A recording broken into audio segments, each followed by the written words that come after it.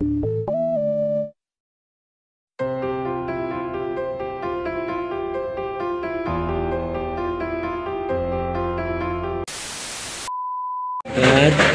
the final authority. Start tayo? Okay. Parang pray ka dyan. Let us pray. Ito siya, no? Yung Marco. Ako opening sa last ka. Let us pray. Please you Father God in heaven, maraming salamat po sa pagkakataong ito na binagpalo sa amin na kami magtipan-tipan Panginoon upang God na tunay nga po makapangyarihan Lord God at ito aming magagamit sa aming pang-araw na pamumuhay at tunay nga pong dakila kayo Panginoon. Nawiloobin kami nawa ng Banal Espiritu Lord God bawat isa na rin ito Panginoon upang ang inyong salita na aming maririnig sa mga oras ito ay hindi labang po namin basta marinig at namin ito yung apply namin Panginoon at tapos namin maunawaan ang kahalagahan nito Panginoon sa aming buhay natin. Hindi Panginoon sa gandang ito pangunahan na kami. In Jesus name we pray. Amen. Ito lang natin. Ang topic natin is yung ano, the Word of God, the final authority. Yung number 1 natin, it is God divine revelation to man. Ito it is God divine revelation to man. Ito yung Word of God pinag-usapan natin dito, yung kahalaga ng salita ng Panginoon, kahalaga ng Word of God sa buhay natin. Unahin ko na yung tanong. Gaano mo kakilala si God at si Jesus Christ? Sige, ikaw kuya. Gaano mo kakilala si God at si Jesus Christ? Siyempre siguro sa buong pagkatao ko siya kilala. Yan lang. Nabigla ako sa malalim. Malalim. Anong pagkakakilala mo sa God at kay Jesus Christ? Siguro sa akin, pagkakilala ko sa Diyos is siya yung nagdala sa akin para makalaya ako sa kasalanan. And siya yung kumbaga eternal life. And siya yung Diyos ng lahat. Yan, tama sabi kay Jeffrey, Jesus Christ. At ito yun. Siya talaga yung pagtubos sa atin sa kasalanan. Ito kuya. Akin po, yung sa akin po, sa pagliligtas po, kung po siya dinalaya, nabago po. Kung mula po ko dito, wala rin kami. Hindi ko po siya makikilala. Ayan, ito kuya. Sa akin po sa, sa pag-iwas sa akin pag-iwas sa atin na lumalapit yung masama. At sa sa atin, sa paggabay po sa atin at sa pag-control sa buhay natin. Ito ulitin ko yung tanong ito. Ano ang pagkakakilala mo kay God at kay Jesus Christ? Sample ko kay Gilbert. Si Jesus Christ ang tagapagligtas. Ito kuya. Kabaitan ko. Ayun po nakilala ko sa lagi niya po tayong iniiwas lahat sa kasamaan. Tama yun. Si God talaga. Laging God kasi yan Napakabait niya. Kumbaga walang katumba, walang kapares yan. Sa akin yung pagpapatawad niya.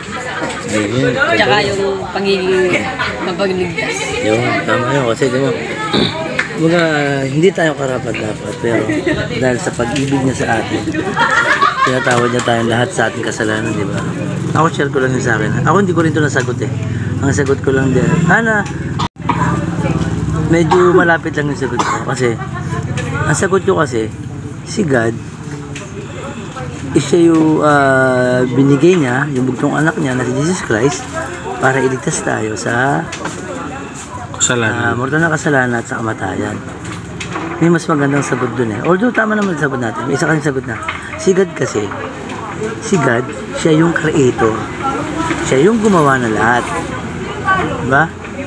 Si Jesus Christ, siya yung ginamit ni God para iligtas tayo sa kasalanan. Yan. Ano nga dito Ano?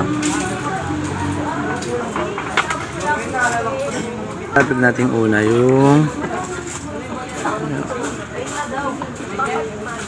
ano ba yung verses nito? Neka lang, angat ko lang konti. Basahin natin sa verse Bible verse Pahayag 16 verse 8 to 9. 16, 8 verse to 9. Ito kaya basahin. Sa lahat. Ano ba sa At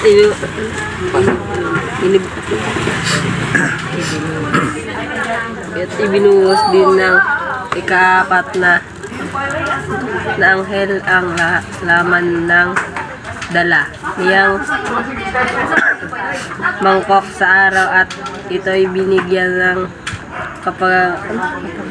kapangyarihan sunugin ang mga tao sa tindi ng init nito. Nasunog ang sila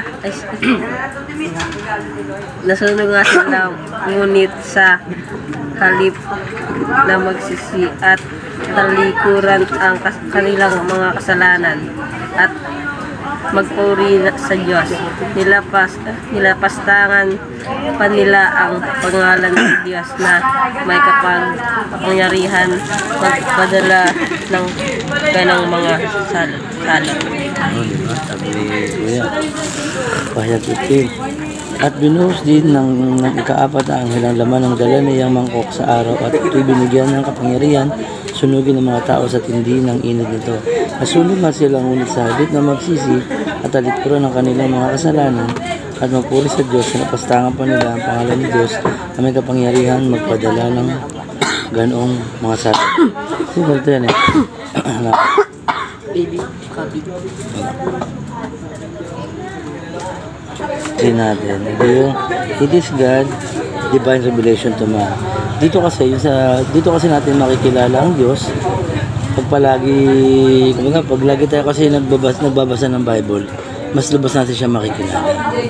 Lagi kong sinasabi sa inyo, lahat ng katanungan niyo is nasa Bible yung sagot. Nandun yung sagot. Diba? Dito makikilala, pag palagi tayo nabubuhay at binabasa, tingnan nyo maraming matatalino. Diba? Pero hindi sila nagbabasa. Mag-aral hanggang yumaman. Kumbaga ang nasa isip na kasi na matatalino. Karamihan sa matatalino kasi inisip talaga yung yumaman sila, gusto lang nila maging successful sa buhay, pero hindi nila alam yung kahalaga ng Word of God. Diba? Kasi pag guided ka ng Word of God, lahat ng desisyon mo sa buhay ay malalaman mo at may magandang successful at may magandang direksyon. Kumbaga, hindi ka lang doon na naging successful ka. Bukod doon, natuto ka pa. Diba? Lumalip yung relasyon mo sa Panginoon. Diba?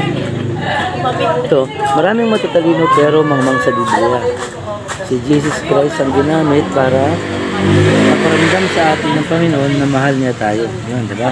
Kasi pakinggan nyo si Jesus Christ ang ginamit para maparamdam sa atin ng Panginoon ang na mahal niya tayo. Ito yung binigay niya yung buntong na anak niya. Kumbaga makasalanan tayo eh. Kumbaga talagang mamamatay tayo. Pero dahil sa pagmamahal ng Panginoon, binigay niya yung buntong ng anak niya, mag-sacrifice. Diba? Tinubos tayo sa mortal nating kasalanan. Diba? Diba? Nagparusa din ang Diyos at ito pa, tandaan nyo ang Panginoon hindi lang yan nagbibigay ng biyaya. Makinig kayo yung Panginoon hindi lang yan nagbibigay ng biyaya, nagbibigay din niya ng hindi lang yan nagbibigay ng basta biyaya, nagbibigay din niya ng parusa. Yan, diba? Nagbibigay din niya ng parusa. Diba? Katulad kung binasa mo diba? Sa binasa mo 6:8-9, binuhos na yun ng anghel yung huling taas para lang masunog yung lahat ng tao. Kasi nga, utos ng Panginoon yun. Kasi nga, hindi nasunod yung mga tao sa kanyang mga salita. Kaya tatandaan nyo lagi, hindi lang puro blessing binibigyan ng Diyos. Natural niya, kung susumunod ka sa Kanya. Pero kung hindi ka nasunod sa Panginoon at hindi mo sinasa pamuhay, yung kanyang salita, kaparusahan yung ibibigay niya sa iyo. Kung nagbabasa kayo ng Bible, marami kayong mababasa dyan. Lalo na yung sa Sodoma at Gomorrah. Si Jesus Christ, masahin natin sa Pahayag 16:17-9. Pahayag 17-9.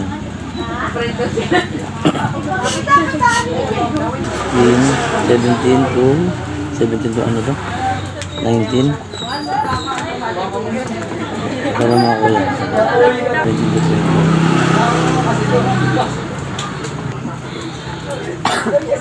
Kuya, pakibasa ako. Lahat ito, kuya. Oh, yan. Pagkatapos nito, ibuhos ang ikapitong anghel ang laman ng hawak niyang mangkok sa himpapawid at may nagsalita ng malakas mula sa tronong nasa templo. Naganap na log at lumindol ng napakalakas. Ito ang pinakamalakas na lindol sa buong kasaysayan ng sangkatauhan. Nahati sa tatlong bahagi ang malaking lungsod at nawasak ang lahat ng lungsod sa buong daigdig. Hindi nga nakaligtas sa parusa ng Diyos ang tanyag na Babylonia. Pinainom siya ng Diyos ng alak mula sa kopa ng kanyang matinding poon. Ito pa, may kasunod pa yan. Sino? Si Kuya Jack, pabasa mo yung 21. Nawala ang lahat ng pulo at gumuho ang lahat ng bundok. Umulan ng malaking tipak at ng yelo ng tumitibang ng halos 50 kilo bawat isa at nagbaksakan ang mga tao at nilapastangan ng mga tao ang Diyos dahil sa nakakapangilabot na salot na dinaranas nila. Diba? Kita sabi siya rin, diba? Hindi lang basta blessing binibigay ng Diyos. Bibigay din siya ng parusa para sa mga taong sumusuway sa kanya. Diba? Yung mga hindi sumusuway, diba? So, pagkatapos ito, binuhos ng ikapitong anghel ang laman ng hawak na iyang mangkok sa himpapawid at may nagsalita ng lakas mula sa tronong nasa templo, naganap na. Kumidlat, kumulog at lumindol ng napakalakas. Ito ang pinakamalakas na lindol sa buong kasaysayan ng sa katawan. Nahati sa tatlong bahagi ng malaking lungsod, nawasak ang lahat ng lungsod, buong daigdig, hindi nga nakaligtas sa parusa ng Diyos. Di mo? Kahit gaano pa katanyag ang isang lugar, kahit gaano pa kayaman niya, tulad ng Babylonia, kailangan mayaman yung lugar yan. Hindi sila sumusunod sa Word of God, kumbaga nanatili sila sa kayamanan nila, sa kaalaman nila, sa karunungan nila, kumbaga sa pagiging tanyag nila, doon sila bumase. Hindi nila iintindi yung Word of God na kailangan pala nila sila. Tapos sumamba sila sa Diyos. Diyosan, yun yung mabigat dun eh. Sumamba sa Diyos, Diyosan. Kaya pinarusahan sila ng Panginoon. Ha? Tapos, next topic sa number 2 tayo. Ha? It's God divine direction to man. Ito, it's God divine direction to man. Ibig sabihin ng divine direction to man, yung ano to eh, yung magbibigay sa atin ng para tayo itama ng Word of God. Kumbaga yung Word of God, nagbibigay sa atin ito ng tamang katuruan. Hindi ka mapapaliwala, maliligaw ng langdas. Alam. Topic number 2. It is God divine direction to man. Basahin natin yun sa Bible. 2 Timothy 4 verse 2 to 5. Timothy verse 2 to 5. Timothy verse 2 to 5.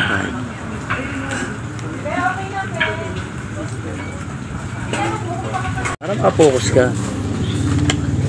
Pangaral mo ang kita ng Diyos. Pagsikapan mong gawin iyan. Napapanahon man o hindi, himukin mo ang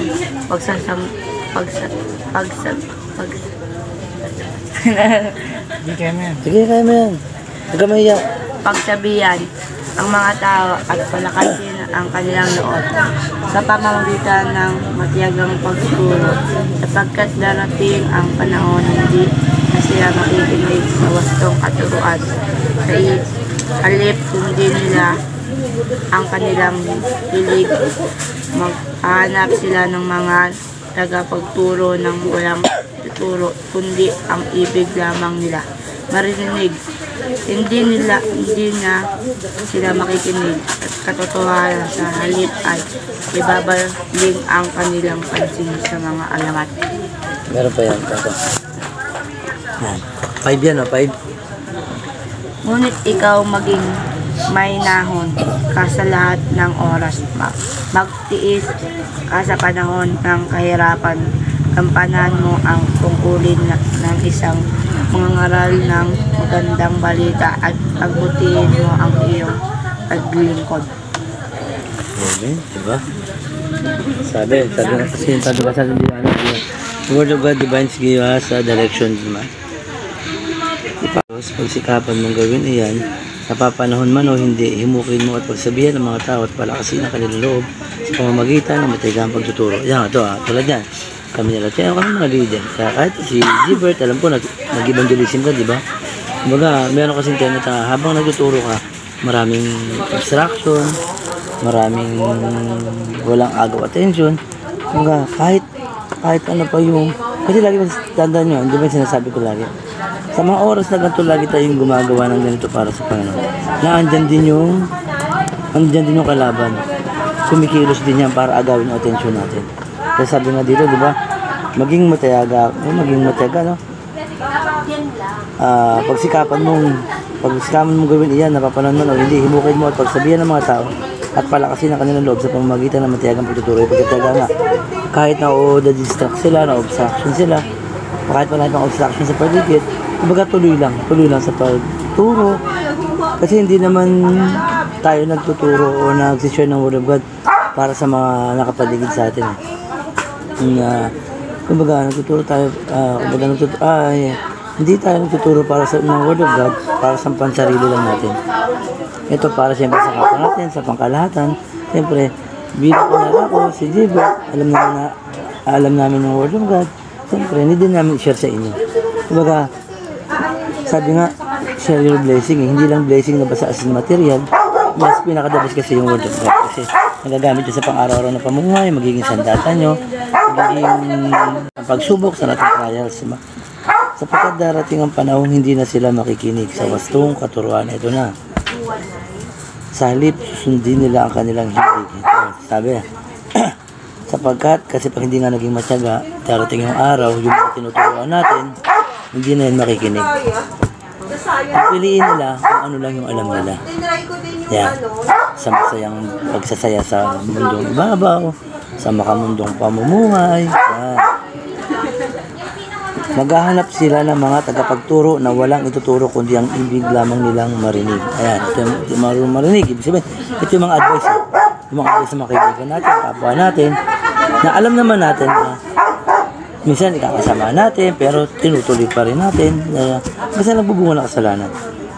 Hindi na sila makikinig sa katotohanan, sa halip ay ibabaling ang kanilang pansin sa mga alamat. Yan, di ba? Kasi alam niyo sa ano, di ba? Alam niyo naman sa science, di ba? Alam niyo sinasabi na ang tao galing doon sa unggoy, di ba? Alam niyo yun, di ba? Charles Darwin, di ba? Alam niyo, ang mga science, sa mga science, ang mga science naniniwala talaga yan doon. Hindi yan naniniwala ng tao. Hindi naman talaga sa ano. Talaga yan. Kaya ito ang sinasabi. Hindi na sila makikinig sa tamang katuruan, kundi maniniwala nilang sila sa mga alamat. Diba sabi pa nga, may isa pa nga kwento, alamat ng bituin, tsaka ng buwan, diba? Di ba lang nakatanda niyo eh. Kasi yung bata ko, naalala ko, yung binabayo yung bigas, diba? Parang headband yata yun, kwentas, nakasabit sa ulap, kasi mababala yung ulap. Nabayo niya ng bayo, tumaas yung ulap. Ay, yung nagsilbing bituin at araw, diba? Mga alamat ba mga walang katotohanan? Alamat ng sana. Ngunit ikaw ay maging mahinahon sa lahat ng oras. Magtiis ka sa panahon ng kahirapan, gampanan mo ang huli ng isang mga ngaral, magandang balita at pagbutihin ng iyong paglilingkod. Na, ako, kami mga leader, kahit gano'n man kami ka-struggle, kahit gano'n man yung problema namin, hindi namin pwedeng bitawan yung pagtuturo ng salita ng Diyos. Kasi kumbaga, cargo na namin kayo eh. Cargo na kayo kasi suko kayo sa Panginoon, may God na, may salvation na kayo. Kapag kayo pinabayaan ko, is kapabayaan ko na kayo. Kasalanan ko na rin yun. Kasi alam ko, kapag kayo pinabayaan ko, is maululong kayo na kung saan ang bagay, is, kumbaga, napakalaking kasalanan ko. Kasi alam ko naman na mangyayari yun, pero hindi ko kayo pinigilan. Kumbaga, yung sinasabi nga dito, maging mahinahon eh. Kumbaga, piniirap yung pride ko na, hindi porkit na, bitas na naman ako, balik na, hindi yun. Mali yun. Diba? Kaya, yung tanong, ito yung tanong ha, ano ang nabago o ang naayos sa nabasa mo? Sa pagbabasa mo ng Biblia. Ulitin ko ha. Ano yung sa buhay mo sa pagbabasa mo ng Bible?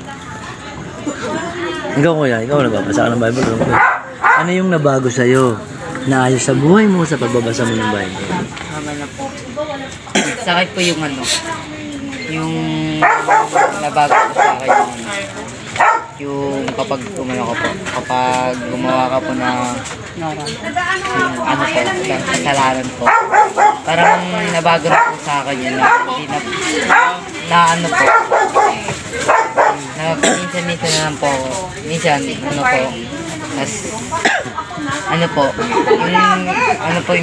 nabago po sa akin din yung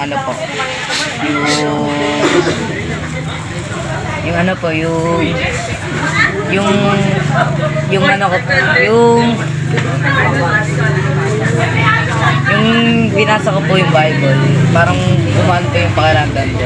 Tapos lahat po ng nandun po lahat ng gusto kong itanong. Parang kumbaga lumalabas na lang po sa Biblia yung mga nagagawa kong kamali. Parang kumbaga kung anong kamali ko, bigla nababasa yun sa Biblia. Alam po. Ang ganda ng sagot ni Kuya Jeff ha. Ito yun, yung sabi niya, nandun yung sagot. Sabi nga sa inyo, lahat ng katanungan nyo sa buhay, lahat ng mga tanong sa problema, nasa Bible yung sagot. Sabi nga di ba? Pag ikaw nga kasi yung sa pattern namin sa CGS kasi. Pag may pattern kasi kami na simula 31, tapos yung Bible. Kung ikaw is yearly mo tinatapos yun, kahit hindi ka na magbasa doon. Hindi ko sabi, itsinto mo yung pagbabasa mo. May idea ka na. May problema dumating. Sabi sa Bible, ganito yung gawin ko. Sabi sa Bible, ganito dapat. Diba? Kaya napalaking bagay yung babasa ng Bible. Sino ba? Ito kuya? Siguro, anong tanong ko ulit? Ulitin ko. Ano ang bago o naayos sa iyo sa pagbabasa mo ng Biblia? Siguro sa akin namatay yung dating ako. Kasi hindi naman tayo mababago kung nandyan pa yung dating tayo.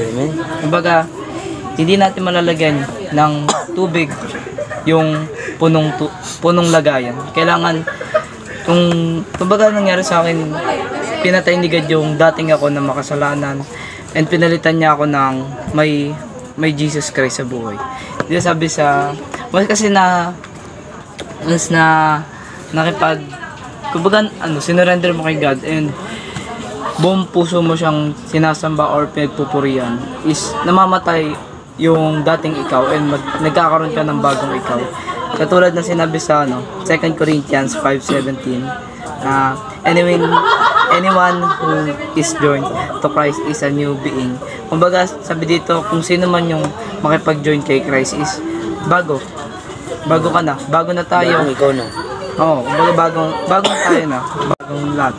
And sabi dito na the old is gone, the new has come. Kumbaga wala na yung dating ikaw once na nakipag-isa ka sa Panginoon. Kaya kaya i-question natin yung sarili natin kung talaga bang nakapagbago tayo. Kung nandiyan pa yung dating tayo, question natin yung sarili natin na pinalitan na ba tayo ng Diyos, ng tunay na tayo, or pinipilitan natin na or di natin binibigyan ng sobrang space yung Diyos sa buhay natin.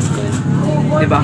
And kailangan nating isipin natin lagi na once na nakipag-join tayo sa Panginoon, patayin na natin yung dating tayo. Hindi yung patayin natin yung physical natin patayin natin yung galing natin, yung mga kasi ulit-ulit din naman na in-example ng mga nagtuturo na ganito na hindi natin malalagyan yung isang lagayan. Once na kailangan natin itapon yung hindi karapat-dapat sa lagayan na yun at ilagay yung Jesus dun sa lagayan nun, which is tayo yun na ang karapat-dapat sa katawan natin kasi templo to ng Panginoon is siya rin. Yun lang. Yun. Kasi kumbaga hindi ka literal na mamamatay. Pag sinurrender mo yung sarili mo kay God, kumbaga yung luma mong pagkatao is mabubarin. Kumbaga yung tinatawag ng spiritual life. Kumbaga wala ka pa kay God, puro ka sa mundong makasalanan, namumuhay ka sa makamundo, ayun tinatawag ng spiritual death. Pero pag sinuko mo yung sarili mo kay God, at tinanggap mo siya bilang Lord and Savior, magiging bagong ikaw. New. As a new na. Yung sinasabing born again, hindi yung literal na sinilang ka uli, hindi yung literal na sinilang ka uli. Kumbaga, bagong ikaw na with God. Yan. Tapos, gusto ko rin yung sinagot ni Kuya Gilbert na minsan, totoo yun minsan, questionin mo yung sarili mo. Kung totoo mo bang, tinanggap mo na si Jesus Christ, kung talaga bang siya inasa puso mo na. Kasi, minsan kasi, may tao kasing Christian sa salita. Kasabihin lang nila, atin akong ganito, ganyan. Pero ang totoo, wala sila sa puso sila. Kumbaga meron silang sariling purpose kung bakit sila natin sa ganito, bakit sila nasama sa mga gawain, ganun kasi yun. Kaya gusto ko sagot kay Gilbert na questionin natin yung bawat sarili natin. Yung isa natin, questionin natin yung bawat sarili natin. Talaga kayang tinanggap ko na si God bilang Lord and Savior? Kasi hindi sa lahat ng pagkakataon kasi, kaya laging sinasabi sa inyo, hindi porkit nagsimbahay ka, hindi porkit church ka, hindi porkit nag-read ka ng Bible, hindi porkit nag-cell group ka, hindi porkit is save ka na. Dapat yan, may akibat yan na pagsasabuhay, nagbabasa ka ng Bible, sinasapa ang buhay mo, sinishare mo sa kapwa mo. Kahit sa social media, napakalaking bagay na kasi ang dami makakabasa, lalo na pag ako kasi nakapublic yung FB ko. Kaya pag ako nag-share, kita na lahat yan. Hindi ka man makapag-share sa ganito, sa iba, at sa through online, nakakapagkalat ka ng word of God. Diba? Sino pa? Sino pa nagbasa ng Bible? Ikaw? Nakapagbasa ka ba ng Bible? Minsan lang. Minsan lang ako. Ano naramdaman mo nung nagbasa ka ng Bible? Bago niya po ako nung nagbabasa na po ako ng Bible. Lagi na po ako sa simba, cell group. Hindi na po ako nakasalanan Ano ba? Hindi, totoo naman yun kasi pag nagbabasa ka kasi ng Bible, tapos nararamdaman mo kasi yan, minsan niya nagbabasa ka ng Bible, akala mo ikaw yung pinapatamaan pero universal yun, makahalatan yun. Yung nagbabasa ka, sa pula ko dito. Diba? Lalo na itong topic na to kasi reading Bible to yung topic natin. Sa pula talaga, kahit ako, minsan nakakaligta ako ganyan Ako yan, nagbabasa ka ba ng Bible? Basta naman. Ngayon, ito ang... Joke lang. Pinapasaya na natin. Joke lang kuya. Parang di tayo masyadong seryoso. Ano ang nabago o ang naayos sa'yo sa pagbabasa mo ng Bible? Siguro yung lifestyle ko sa buhay. Yung mga bisyo. Dapat sa'yo nakaharap yun Yung mga pambababae, alak, masamang gawain. Tapos dumating sa point na habang nagbabasa ako, napapayak saka lumuluha ako bigla. Nangyayaan Tapos yun lang, parang paunti-unti binabago niya lahat. Na lahat yun ay iwasan ko. Yun lang, tuloy mo. So, nagkaroon ako ng takot talaga sa Panginoon Diyos. Yun lang. Amen. Praise God. Alam mo, ito yung ginawa niya kasi pag nagbasa ka kasi ng Bible, yung lifestyle mo, mababago yan. Kasi nga sabi ko sa inyo, may problema ka. Pag may problema ka, wala kang reading Bible, wala kang alam sa ganitong gawain. Pag may problema ka, pwede ka magnakaw. Pag heartbroken ka, magiinom ka. Pag namatayan ka ng pamilya, kung ano mga kasama ng gagawin mo, mamababae ka, kung ano-ano, di ba? So, yung ginawa sabi ni Kajor, yung lifestyle niya, nabago niya, yung bisyo niya, yung pambababae niya. Hindi ko alam kung totoo yung pambababae niya. Pambabae niya, yan. Alam niya na yung tama, alam niya na yung mali. Kasi ito nga matindi dyan Ikaw na may alam ka na, pero ginawa mo pa rin yung kasalanan, mabigat yung kasalanan. Kasi alam mo, ayun sinasabi yung knowledge at wisdom. Kasi yung knowledge ka, alam mo yun, yung wisdom ka rin naman. Kumbaga, alam mo na tama, alam mo na mali yun. Diba? Alam mo na mali yun. Tapos, pero ginawa mo pa rin siya. Diba? Yan. Diyan mas mabigat ang kasalanan. Ha? Umiyak si Kuya Johar natin ha. Talagang ibig sabihin, talagang ramdam niya. Yun yung sinasabi na nag-dwell sa yung Holy Spirit. Umiyak talaga. Ako yung best ko na experience yan. Game. Sa 3 tayo. Sa topic 3. Ang topic 3 natin is it is God divine protection to man. Ito pinakamaganda yung protection sa atin, ang word of God. Diba? Protection. Basahin natin sa 2 Timothy 3 verse 15 to 6. Timothy verse 3. Ano ba yun? Kuya ka magbasa. Sige Kuya Gilbert na. Sige, video mo. 3:15 po. Ikalawang Timoteo 3 verse 15 Hanggang 16. to 16. Mula sa pagkabata ay alam mo ang banal na kasulatan ay nagtuturo ng daan ng kaligtasan sa pamamagitan ng pananampalataya kay Kristo. Ng kasulatan ay kinasiyan ng Diyos at nagagamit sa pagtuturo ng katotohanan, sa pagtatama ng maling katuruan, sa pagtutuwid sa likong gawain at sa pagsasanay para sa matuwid na pamumuhay. Bilis magbasa ng Kuya Gilbert. Alam mo, isa pa yan eh. Isa pa yun sana eh. Try mo mag-read ka lagi ng Bible. Bibilis ka magbasa. Maniwala ka sa akin. Kaya tignan mo, basahin ko. Tignan mo, nakabasa ko ng Bible, bilis ka magbasa. Ilagay mo yung Bible sa ulo mo. Mula sa pagkabata ay alam mo ang banal na kasulatan ay nagtuturo ng daan ng kaligtasan sa pamamagitan ng pananampalataya kay Kristo Jesus. So, di ba? Sabi dito, mula sa pagkabata ay alam mo ang banal na kasulatan ay nagtuturo ng daan ng kaligtasan sa pamamagitan ng pananampalataya kay Kristo Jesus. Kasi alam naman natin, di ba, simulat sa pulbata, wala pa nga tayo, alam na natin na yung Word of God is talaga yung nagiging daan, di ba? Sabi nga sa, di ko tanda yung verse uli eh. Yung sabi ka, di ba? Tingin ko, alam mo yun eh. I am the way, the truth, and the life, di ba? No one goes through the Father except through me. Di ba? Parang romance, tama ko, no? John 14 verse 6. John 14:6, di ba?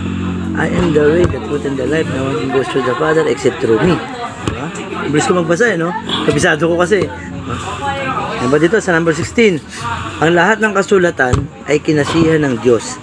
Alam niyo ba yung kinasihan? Ng Diyos at nagagamit sa pagtuturo ng katotohanan sa pagtatama sa maling katuruan, sa pagtuwid sa likong gawain at sa pagsasanay para sa matuwid na pamumuhay. Ito kasi, yung Bible kasi hindi lang yan basta sinulat. Nilagyan ng power yan. Kinasihan ni Jesus Christ yan. Binigyan niya ng buhay yan, yung salita ng Diyos as in buhay. Tayo mawawala tayo. Lahat ng nasa mundong ibabaw, lahat ng nilikha niya, mawawala yan. Pero yung Diyos at yung salita, andyan at nandyan yan. Hindi yan mawawala. Diba? Bago yung tao, bago na kung ano nangyari sa paligid. Pero yung Diyos at Word of God is mananatiling. Ayan yan. Kumbaga sabi nga, sarado na yan. Hindi na pwedeng dagdagan, hindi na pwedeng bawasan. Kasi, sarado na. Kompleto na yan, di ba? Ito, gusto ko nga ito eh. Ang galing nito. Ang tanong. Pag nagsabi ko, ang tanong. Okay. Alala ko yun, pag nagsabi na si Chairman, dating bago pala kami. Sige, tanong. Ito ang tanong. Protection sa atin, ito yung protection sa atin para maiwas tayo sa maling gawa, sa paggaya, sa mundong pamumuhay, sa maling katuruan. May pinagdaanan. Mali ang daan na tinatahak. Sabi rin, nabanggit ko na, Jesus David, Faith in the Light. Mahalaga ang salita ng Diyos, ingatan tayo nito. Don't aspire to do wrong. Magsisi, talikuran ng kasalanan, humingi ng kapatawaran. Diba? Yun ang pinakadabis na dyan.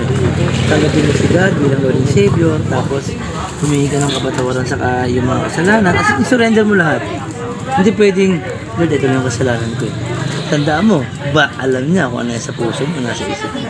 Hindi mo pwedeng, ito lang, sorry ko muna. Susunod na yung iba. Hindi pwedeng ganun. Dapat pag sumuko ka kay God, sumurrender ka kay God, lahat yan. Lahat ang sa'yo. Surrender yan. Diba? Saka, kapag yung dinidibdib mo yung pagbabasa ng Bible, Yung talagang, kasi pag magbasa ka kasi ng Bible, pag-pray mo muna. Hingi ka ng guidance sa Banal Espiritu, nalubin ka, nabigyan ka ng sapat na kaalaman at karunungan upang maunawaan mo siya sa pagbabasa ng Bible. Mahirap kasi yung yung diretso ka basa, hindi mo wala kang maunawaan dyan, hindi mo maunawaan. Kasi napakatalinghaga talaga ng Bible. Sobrang lalim. Okay. Tanong, saang bagay mo nararamdaman na pinoprotektahan ka ng salita ng Diyos? Saang bagay mo? Kumbaga, saang bagay, saang aspeto ng buhay mo na alam mo pinoprotektahan ka naman? Okay ko kuya, pag ano naman tayo? Yo, sa buhay ko. Sa araw-araw na paggising. Yun. Tama yun, di ba? Bless na yun. Napakalaking blessing na yun. Yan, sabi ni Kuya, di ba? Sabi yung yun yan, yung paggising mo kasi sa pagtulog mo pa lang pag nag-pray ka, yung guidance na, ingatan ka ba? Magdamag ang ingatan yan. Yung iba nga, di ba? Hindi nagigising na. Abay na. Di ba?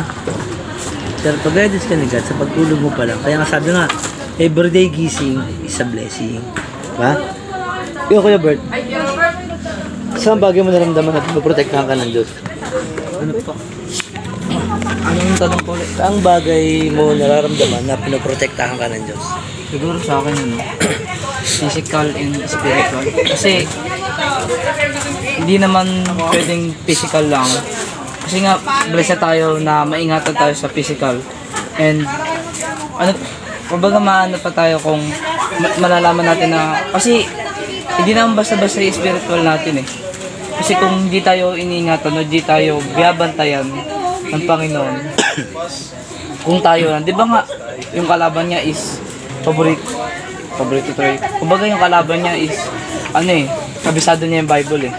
Kumbaga, kung tayo lang yung mag-aalaga sa spiritual natin, kung wala yung Diyos, di ba tayo nagtataka na nananalo pa rin tayo sa mga demonyo? Kasi spiritual is biyabantayan tayo ng Diyos and pinoprotektahan tayo ng Diyos. And sa physical, lagi naman tayo pinoprotektahan ng Diyos kasi di ba sabi nga natin lagi na kasama natin ng Diyos kahit saan man tayo magpunta. Hindi man tulad ng physical na bababa yung Diyos para ipagtanggol ka sa mga kaaway mo. Pero sabi nga ni Kerolda na bawat galaw ng Diyos is may ginagamit na instrumento para maipadating yung tulong na galing sa Diyos. Ano sabi ni Peter Verse, diba? Ano to? Hindi lang pagpili ako eh.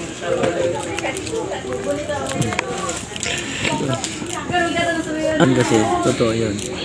Kabisado yung Bible niyan. Simulat sa pulpa, naandun na siya. Diba? Kung alam niyo yung story ni Eva at Adan, diba? Naandun na siya. Diba yung ahas, diba? Sa Bible, naandun na siya, diba? Kumbaga, pinagbawalan sila ni God na huwag kakainin yung prutas na kasi ayun yung parang fruit of yung prutas ng kaalaman, kumbaga fruit of knowledge and wisdom yun. Kumbaga kasi hubad sila, di ba? Wala silang alam kung anong di ba?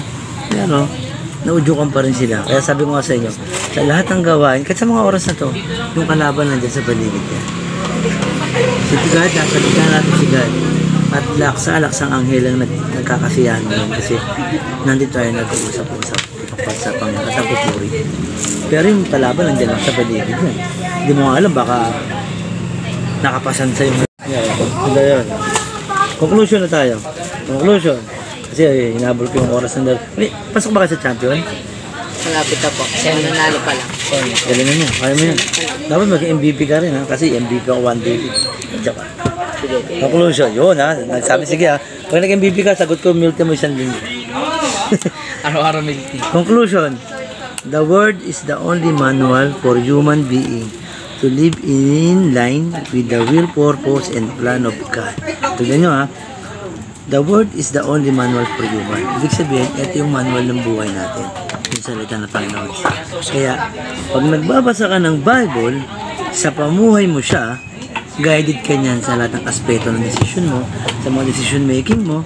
Kung marami kang action, pag guided ka ng Bible, sigurado ako dyan, 100%. Magagalak sa iyong Panginoon.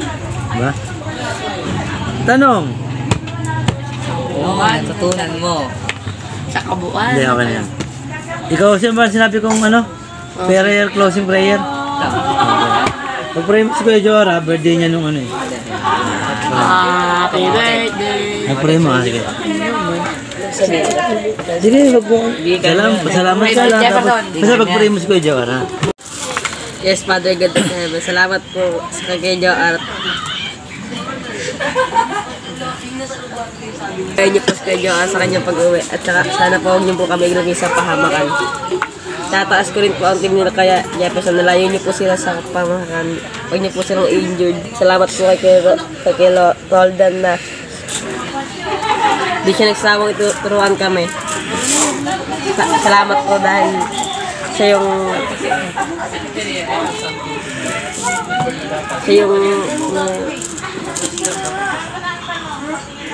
gamit nyo at salamat.